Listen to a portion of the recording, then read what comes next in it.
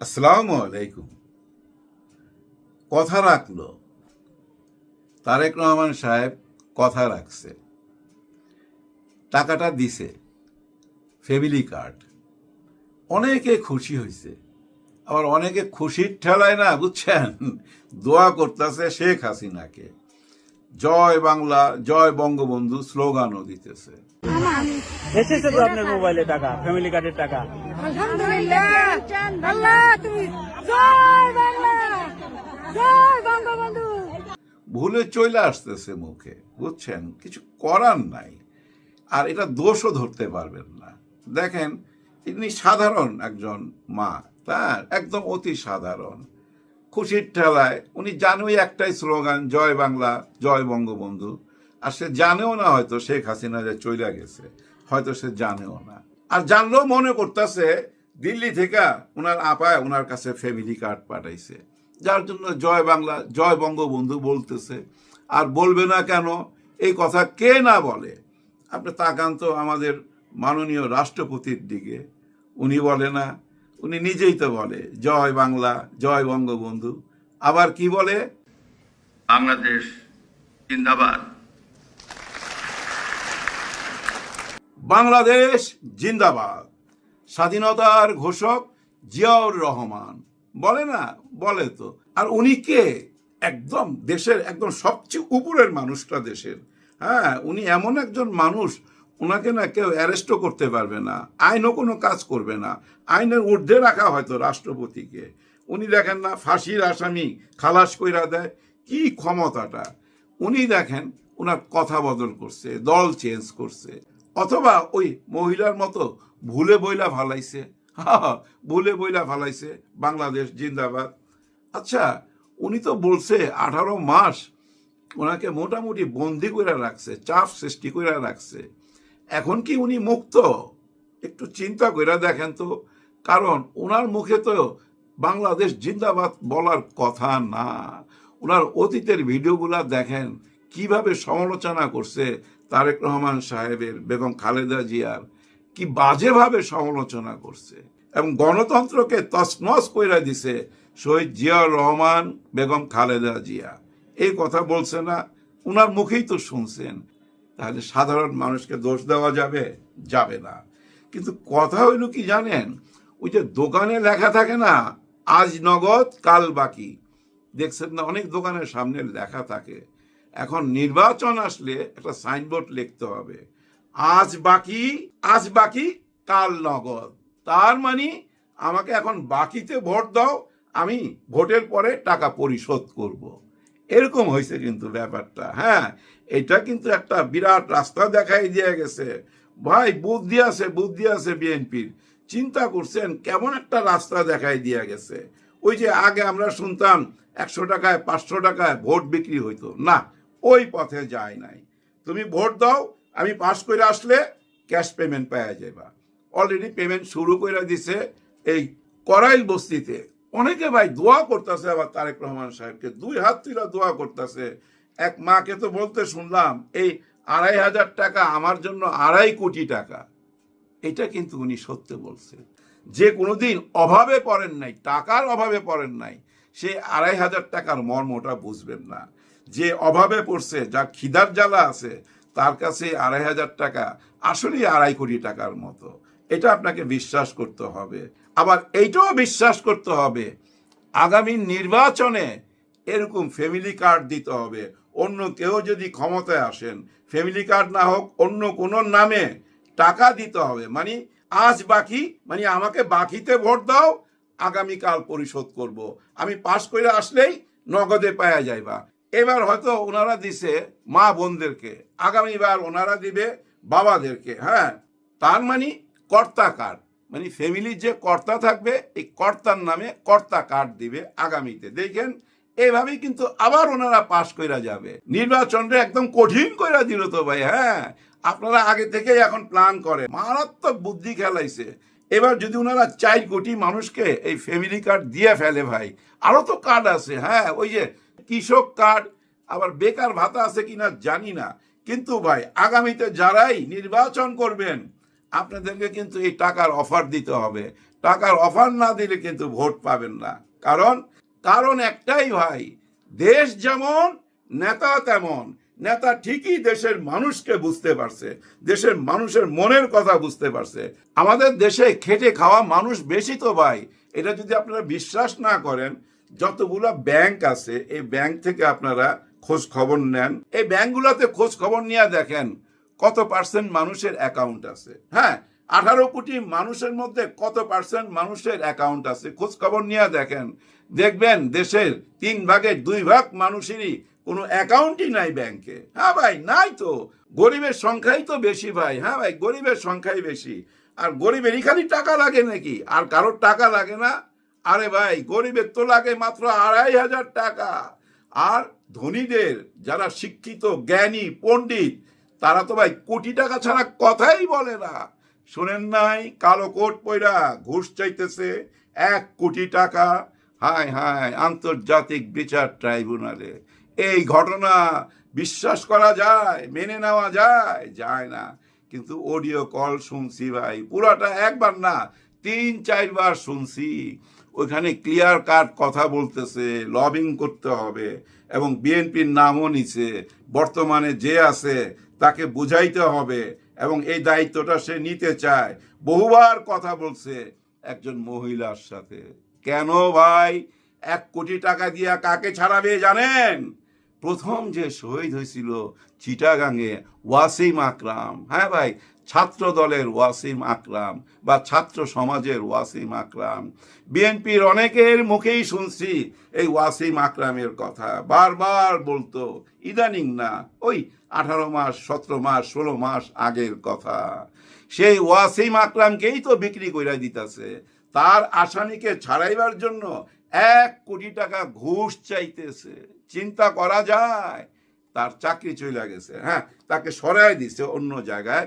উনি একজন প্রসিকিউটর ছিলেন আন্তর্জাতিক বিচার ট্রাইব্যুনালের, কিন্তু ওনার পাশে যাকে বসা দেখছি, যে বর্তমানে চিফ প্রসিকিউটর, ওনার পাশে ওনাকে বসা দেখছি। বুঝলাম না, ওনার কি চাকরি চলে গেল নাকি ওনাকে সরাইয়া দেওয়া হইলো? আর ওনার লাইসেন্স কাইরা নিতে হবে, তারপরে আনতে হবে আইনের আওতায়। হ্যাঁ ভাই, আইনের লোককেই আইনের আওতায় আনতে হবে, তাইলে যে দেশে একটা মেসেজ যাবে, আইনের বাইরে কেউ না। এই মেসেজটাই তো যাবে সারা দেশে। কিন্তু ওনাকে যদি এখন ছাইরা দেন, কারণ প্রমাণ তো আছে, আর তদন্ত কইরা যদি দেখা যায় এই অডিও কল তাকে তো সাজা দিতে কোনো অসুবিধা নাই। তাড়াতাড়ি তদন্ত করেন। এখন মনে পড়তেছে জানেন তাজুল ইসলামের কথা। উনি বলছিল পৃথিবীর কোনো শক্তি নাই টাকা দিয়ে আমাকে কিনে। উনি কিন্তু বলছিল কথাটা। এই সিনার মধ্যে বুঝছেন, ইমানই জোর না থাকলে ওইভাবে বলতে পারে না। ওনাকে সরায় দিলেন, সরায় দিয়ে আজকে যাকে আনলেন ওনার পাশে ওনাকে বসা দেখলাম। এই ব্যাপারটা নিয়ে কাউকে আলোচনা করতে দেখি না, কেমন যেন চুপচাপ চুপচাপ। আর একটা ব্যাপারে চুপচাপ, কোনটা জানেন?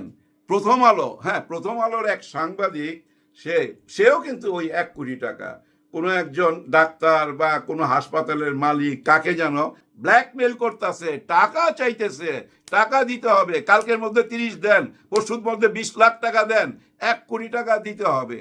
সেটা আবার রেকর্ড ফেকর্ড নিয়ে দেখলাম ওই যে মতিউর রহমান সাহেবকে, প্রথম আলোর যে মালিক, ওনাকে আবার টেলিফোনে জিজ্ঞাসা করতেছে।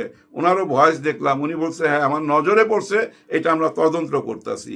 একটু আগে দেখলাম ওনাকে চাকরি থেকে সরাই দিছে। এরকম কিছু। এইটা কোনো বিচার হইলো? আরে অতীতে কত মানুষকে যে ব্ল্যাকমেল করছে সেটা খুঁজা বাইর করেন। কথায় বলে না 10 দিন চোরের 1 দিন গৃহস্থের। এটা তো 1 দিন ধরা পড়লো গৃহস্থের কাছে, বাকি 10 দিন যে চুরি করছে সেটার খবর নিতে হবে। এদেরকে ছেড়ে দেওয়া মানে কি জানেন? ঘুষকে প্রশ্রয় দেওয়া। ঘুষ চলতেই থাকবে। কিভাবে থামাবেন? থামাইতে পারবেন না তো। কারা থামাবে? আইন কইরা থামাইতে হবে তো। আইন কারা করবে? যারা সংসদে যাবে। এই সংসদে যারা গেছে তারা নিজেরাই তো ভাই ঋণ খেলাপি। সংসদে যারা গেছে এর অর্ধেকই ঋণ খেলাপি। ব্যাংকের টাকা পয়সা মাইরা ধইরা ওই টাকা পয়সা কোনোদিনই দিতেছিল না, দেয়ও না। এখন ক্ষমতায় আসছে, সংসদে যাবে, সংসদ থেকে কামায়া টামায়া হয়তো ওই ঋণ শোধ করবে, অথবা আরো ঋণ নিবে। আরো ঋণ নিয়ে বিদেশে চলে যাবে, 300-500 বাড়ি বানাবে, 5 লক্ষ টাকার জুতা কিনবে, বেল কিনবে 2.5 লক্ষ টাকার, এগুলোই আমরা পরে দেখতে পাবো, এখন আর খোঁজ পাবো না। যতদিন সরকারে আছে ততদিন খোঁজ পাবো না।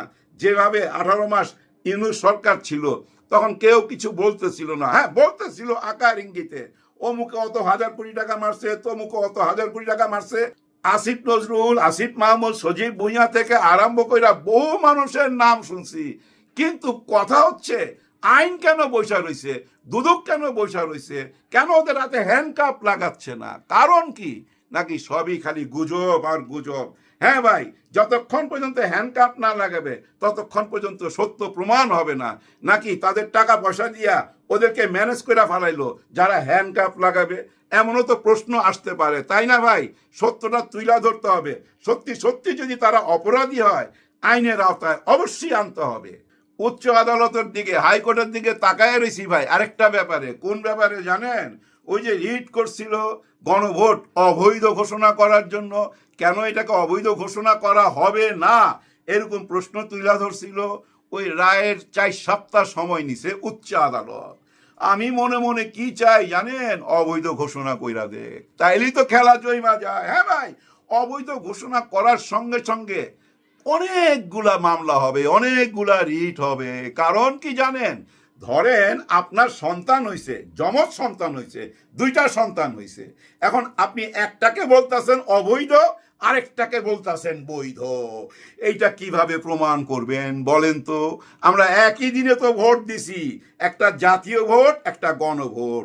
একটাকে বৈধ বলবেন, আরেকটাকে অবৈধ বলবেন। এইভাবে কি আইন চলবে? না। আইনের কাছে যা দাঁড়ান না, দেখি আইন কি জবাব দেয়। আইন কি জবাব দিতে পারবে যে না ওই যমজ একটা বৈধ আরেকটা অবৈধ? পারবে না ভাই, ফাইসা যাবে ভাই, ফাইসা যাবে। যার জন্য চাচ্ছি আদালত থেকে, উচ্চ আদালত থেকে খালি অবৈধ ঘোষণা কইরা দেখ, তাহলে তো খেলাটা জমতে পারে। যাই হোক, ভিডিওটা শেষ করার আগে একটা কষ্টের কথা বইলা শেয়ার কইরা ভিডিও থেকে বিদায় নেবো। সেটা কি জানেন? আমাদের আমির সাহেব, ডাক্তার শফিকুর রহমান সাহেবের নামে একটা চিঠি গেছে খলিল সাহেবের কাছে। কোন খলিল সাহেব চিনছেন তো? মাননীয় পররাষ্ট্রমন্ত্রী খলিল সাহেবের কাছে চিঠি দিছে। কে চিঠি দিছে? ডাক্তার শফিকুর রহমান সাহেবের যে একজন উপদেষ্টা আছে, পররাষ্ট্র নীতিমালা নিয়ে যে উপদেশ দেয় উনাকে, সেই ব্যক্তি একটা চিঠি দিছে আমাদের খলিল সাহেবের কাছে চাকরির আবেদন। ধরে নিতে পারেন চাকরির আবেদন। মানে ডাক্তার শফিকুর রহমান স্যার চাচ্ছেন যে খলিল সাহেবের সাথে আমাদের একটা জামাতের এই লোকটাকে রাখা হোক। অর্থাৎ ডাক্তার শফিকুর রহমান স্যারের যে উপদেশটা আছে, পররাষ্ট্র নীতিমালা নিয়ে যে উপদেশ দেয়, তাকে যেন খলিল সাহেবের পাশে রাখে। এটা কেমন কথা হয়ে গেল না? যাই হোক, রাগ করার কিছু নাই, কারণ ডাক্তার শফিকুর রহমান স্যার বলছে এটা নিয়ে ভুল বুঝাবুঝির কোনো কারণ নাই। এই চিঠি আরো 2 সপ্তাহ আগের, এটা অন্য একটা ব্যাপারে লেখা হয়েছিল, কিন্তু চিঠির সাথে কিছু কথা জুড়ে দেওয়া হয়েছে যেটা উনি জানতো না। ব্যাপারটা হয়ে গেল কিন্তু আবার ওই ফেক কাহিনীর মতো, ওই যে হ্যাক হয়েছে হ্যাক, ওই কাহিনীর মতো হয়ে গেল। কিন্তু স্যার, এই কথাটাকে আপনি কিভাবে বিশ্বাস করাইবেন যে আপনি জানতেন না? আপনার অগোচরে কিছু শব্দ বসায় ওই চিঠি পাঠানো হয়েছে। এটা কি বিশ্বাসযোগ্য কথা? না স্যার, এটা বিশ্বাসযোগ্য কথা না। যেমন দেশ তেমন নেতা, এইভাবে কি চলবে? না, এইভাবে চলতে দেওয়া যাবে না। সবাইকে না সত্যের পথে আসতে হবে, এত ভুল করা যাবে না। বিরোধী দল মানে বিরোধী দল, একদম সত্য বিরোধী দলের মতো কাজ করেন। আরে এটাই তো বড় ভাগ্য যে এত বড় বিরোধী দল হইতে পারছেন। আপনারা তো 2টা 3টা আসন নিয়ে শুরু করছিলেন, অনেক লম্বা পথ পার হইয়া আজকে এত বড় বিরোধী দল হইতে পারছেন। সেটাকে সঠিক কাজে লাগান, মানুষের মন জয় করে নেন। এসব উল্টা পাল্টা চিঠি দিয়া মানুষের মন ভাঙেন না। এই চিঠি দেখার সঙ্গে সঙ্গে তো ভাই সত্যি সত্যি লজ্জা লাগতেছিল যে আজকে আমি কেমনে কথা বলুম, কিভাবে মুখ দেখামু, উনি এই চিঠিটা কিভাবে দেয়। এতটা আপোষ নীতি নিয়ে তো ভাই রাজনীতি করা যায় না। হ্যাঁ ভাই, বিরোধী দলের একমাত্র কাজ ওই যে যমজ 2 ভাইয়ের এক ভাইকে অবৈধ ঘোষণা করছে, আরেক ভাইকে বৈধ বলতেছে। এইটা নিয়ে লড়াই করেন, যমজ ভাইয়ের অধিকার নিয়ে লড়াই করেন। এক যমজ ভাইরে কোলে নিবেন, আরেকটারে রাস্তায় ফালাই দিবেন। এটা কি হয়? এটা হইতে পারে না। রাজনীতি ওই দিকে নিয়ে যান। সবার জন্য সবাই দোয়া করবেন। আল্লাহ হাফেজ।